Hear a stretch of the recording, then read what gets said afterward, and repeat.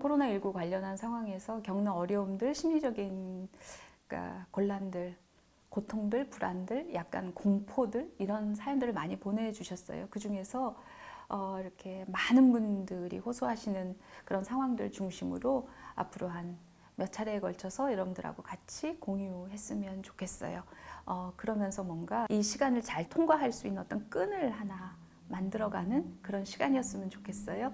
한번 첫 번째 사연부터 한번 좀 들여다볼게요. 사회적 거리두기에 적극 동참하기 위해서 웬만하면 미팅, 외식, 외출 등을 하지 않고 집에서 지내왔습니다. 그렇게 한 달 정도가 지났습니다. 마음이 요동을 칩니다. 아무것도 못할 것처럼 완전히 무기력해졌다가 그래도 감염되지 않고 안전하게 살 수 있는 공간이 있는 게 얼마나 다행이야 생각을 했다가 하루에도 수십 번씩 기분이 롤러코스터를 탑니다. 그로 인해서 지금 비자발적인 재택근무를 하고 있지만 업무 효율은 점점 더 떨어지기만 합니다. 우리는 힘이 들거나 마음이 막 혼란스럽거나 마음이 요동을 치거나 불안하거나 막 이렇게 흔들리는 것 같을 때 생각으로 좋은 생각, 긍정적인 생각으로 나를 막 버티려 그래요. 지금 나보다 더 한 사람이 얼마나 많은데 내가 이만하면 그래도 행복한 거지. 지금 나는 건강하잖아. 우리 가족 중에 지금 뭐 코로나 때문에 뭐 목숨을 잃거나 위태로운 사람 없잖아. 근데 잠깐은 되는 듯 싶을 수 있어요. 뭐 1시간 괜찮을 수도 있고 한 30분 갈 수도 있고 뭐 조금 더 갈 수도 있겠죠. 근데 이내 다시 불안해지거든요. 그러면 재차 어떤 생각이 드냐면 내가 너무 나약한 사람 아닌가? 자책이 굉장히 많아져요. 내가 이렇게 행복하고 이런 좋은 조건에 있고 크게 문제도 없는데 내가 이렇게 다 잡아 먹으려고 이렇게 애썼는데도 그게 금방 수포로 돌아가는 것 같고 사람의 마음은 생각으로 통제가 되는 것이 아니다. 그런 생각으로 통제하려는 노력 끝에 자기가 진이 빠지고 자기를 자꾸 더 무능력하게 몰아붙일 수 있는 근거가 되기도 한다는 점을 우리가 일단은 그럴 수도 있구나라는 것을 알 필요는 있을 것 같아요. 그러면 어떻게 하느냐? 여기서부터 이제 같이 좀 생각을 해봐야 될 것 같아요. 이분이 본인이 마음이 가라앉았던 그 순간의 감정을 무기력하다 이렇게 퉁 쳐서 말했어요. 이렇게 퉁 쳐서 말하면 내 마음의 실체를 잘 알 수 없고 그러다 보면 그 마음에서 이렇게 딛고 나올 수 있는 밧줄을 잡게 만들기가 어려워요. 우리가 지금 이런 이분 상황에 우리가 한번 이제 감정이입을 해서 그 무기력이라는 것의 실체가 뭘까 조금 더 어떤 생각들, 어떤 마음이 들면서 무기력해질지 우리가 한번 좀 같이 상상해봤으면 좋겠어요. 어떤 생각이 들까요? 이럴 때, 이런 상황에 있다 보면.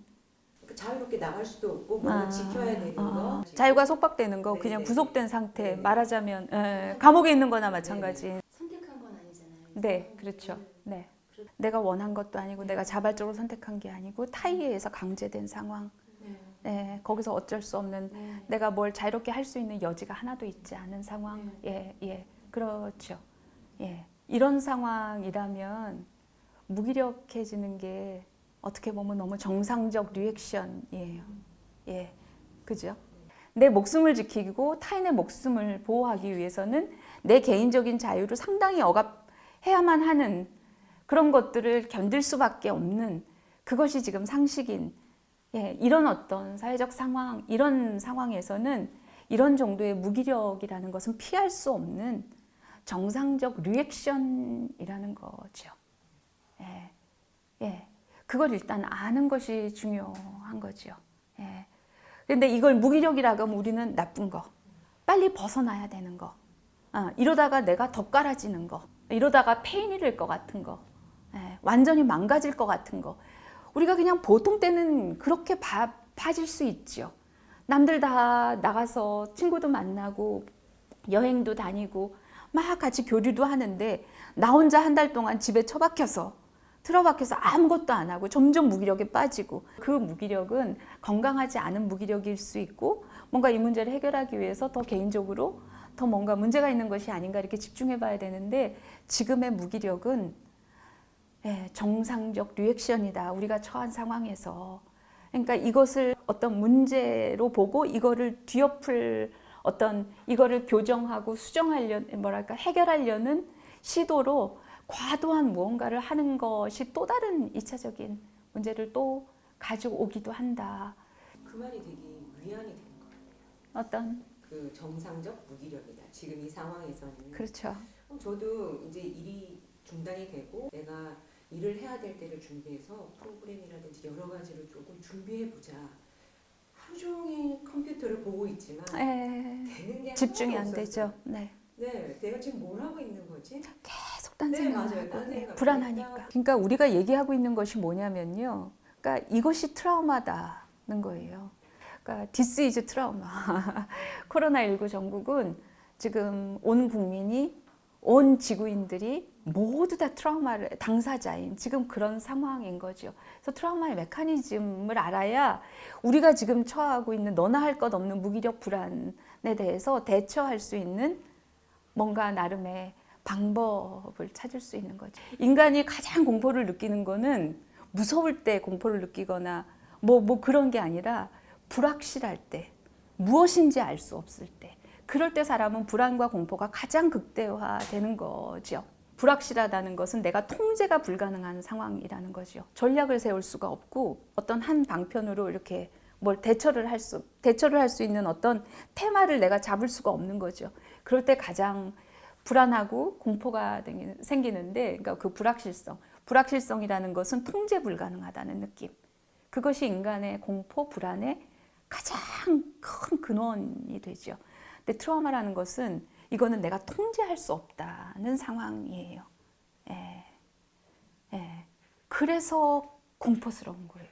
저 역학 관리하는 지금 그런 예방의학 교수들이나 감염병 전문가들이 2주 전에 코로나 전국에 대해서 막 이렇게 얘기를 했던 인터뷰 기사를 다시 봤어요. 그랬더니요, 약간 과장을 덧붙이자면 호랑이 담배 피던 때 얘기를 하는 것 같은 느낌이 드는 거예요. 2주 만의 상황이 지금 상상할 수 없이 또 달라지는 거죠. 이게 바이러스로 인해서 생기는 메커니즘인 거죠. 인간의 메커니즘이 아니라 한 5월이나 6월쯤 되면 이게 풀릴 수 있으니까 그때를 대비해서 우리가 뭘 하자. 초반에 많이 그랬어요. 지금 5월, 6월? 5월일 때 끝나면, 여름 지나서 끝나면, 이게 만약에 연말까지 간다면 여러 상황에 대해서 머리는 계속 시뮬레이션을 여러 각도로 해야 돼요. 그러면 생각의 양이 굉장히 많아지고요. 그것은 어마어마하게 불안을 증폭시켜요. 불안이 막 간다는 것은요, 내 심리적 에너지를, 불안이라는 것은 다 연소해버리는 거예요. 남는 심리적 에너지가 없어요. 사람이 내가 통제할 수 없는 상황, 그러면 불안이 말도 못하게 높아지는데, 그럴 때 그 불안을 통제하는 가장 쉬운 방법이 통제 가능한 것으로 이 상황을 교정하는 거예요. 자기 안에서 다시 재해석하는 거예요. 아주 쉬운 예로요. 시험이 내일이에요. 큰 시험이. 근데 내가 공부를 안 했어요. 그럼 막 불안하잖아요.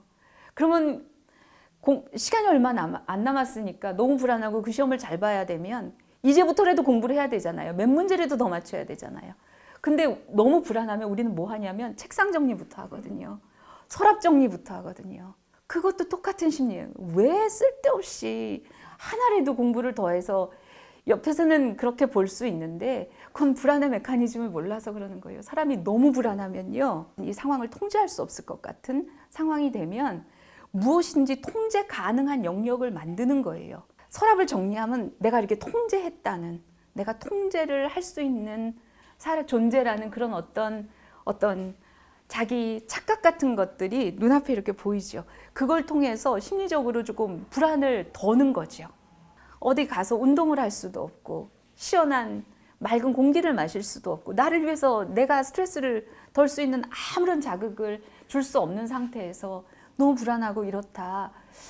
그럴 때 내가 이게 좀 통제가 가능하다는 느낌을 갖는 것이 이 불안을 부분적으로 더는 데 도움은 돼요. 근데 그게 본질과는 관계가 없다는 것을 알지만 나를 위해서 해줄 수 있어요. 저도 요즘에 사회적 거리두기, 저도 뭐 똑같잖아요. 외출 안 하고.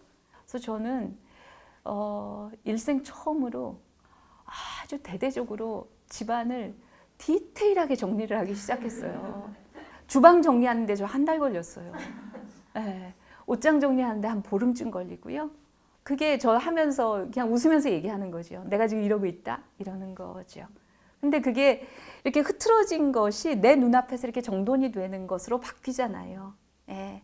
이 거대한 무기력과 이 거대한 불확실성과 내가 앞으로 어떻게 살아야 될지, 어떻게 살 수 있을지, 무엇을 해야 될지 다 시계 제로인 상태로 갔지만 그것을 부정하는 건 아니고 예. 그것을 이기려고 아닌 것으로 엎어치기 한 판을 하려는 것은 아니나 내 숨통은 틔워질 수 있듯이 어떤 사소한 것에 자기 통제권을 이렇게 확인하는 거. 예. 이런 것들을 부작용 없이 할 수 있는 것이 있으면 그러면서 자기 불안을 해결할 수 있는 것이라고 저는 생각해요. 그게 이제 어떤 물리적인 대상이었으면 좋겠어요. 그러니까 통제가 안 되고 있었는데 내가 이 기회에 뭔가 통제 가능한 어떤 그런 성과를 보겠다라고 하는 것이 그것이 사람이면 안 되는 거죠. 예. 사람은 어떤 대상도 개별적이고 독립적인 존재고 누가 누구를 아무리 2살, 3살 배기 어린아이여도 그거는 개별적인 독립적인 존재죠. 그러니까 그게 생명을 가진 존재가 아닌 그냥 물리적인 뭐 다른 버전에서 그렇게 그런 약간의 통제 가능하다는 느낌을 회복할 수 이렇게 조금 확인할 수 있는 그 정도면 좋겠다. 우리가 한참 그 사람들이 화제가 됐던 그 이태리에서 시작이 됐는데 우한에서도 그랬군요. 사람들이 다 집에서 격리된 상태에서 바깥을 못 나오니까 베란다에서 나와서 몇 시만 되면 사람들이 다 나와서 같이 노래를 하든지 춤을 추든지 뭐 이렇게 불안하고 무기력하고 혼자 고립돼 있던 많은 개인들이 이렇게 나와서 이렇게 사람들하고 인사하고 소리내서 이렇게 안부를 묻고 그랬잖아요. 이런 상황에서는 존재 자체로의 나를 느낄 수 있는 것. 내 오늘도 여기 또 나왔어요. 나오니까 너무 반갑네요. 고맙네요. 그거잖아요. 그것으로 충분하다는 것을 같이 확인하고 공유하는 것. 우리가 지금 우리 자신한테 해야 하는 가장 중요하고 근본적이고 이 불안을 극복할 수 있는 가장 강력한 게 존재로서의 나를 확인하는 행위. 나의 무언가를 통해서 나를 확인하는 게 아니라 나의 무언가 그냥 나 그 자체. 거기에 집중할 수 있는 것. 우리가 삶의 본질을 다시 확인하는 계기가 되는 것 같아요. 그럼 이 얘기는 그럼 여기까지 하겠습니다. 네.